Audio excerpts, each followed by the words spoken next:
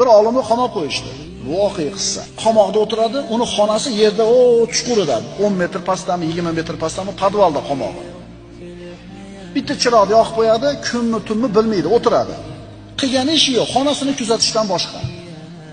Qarasa, o'sha shiftni bir burchagiga o'rgimchak to'r solib qo'yibdi. Yerda 15-20 metr pastda. Hasharot tushmaydi hali yerga. Lekin o'rgimchak rizqini sababi bo'lgan to'rni to'qib qo'yib o'tiribdi kutib. Qarab tursa, hali olim uzoq o'tirgan, har 3 kunda bir bitta pasha kiradi-da to'rga ilashadi. Haligi o'rgimchak tutib yeydi, yana kutadi. 3 kun o'tadi, yana bitta pasha tushadi, rizqini yeydi. Ko'ryapsizmi? U 20-30 metr pastga qaysi pasha tushadi deysiz. Lekin Alloh shu o'rgimchakning rizqini o'zini zimmasiga olganmi? 3 kunda bir tushirib turibdi. Qancha jonivorlar bor. O'zini rizqini topa olmaydi, ko'tara olmaydi, lekin Alloh yetkazib beradi, deyapti oyatda.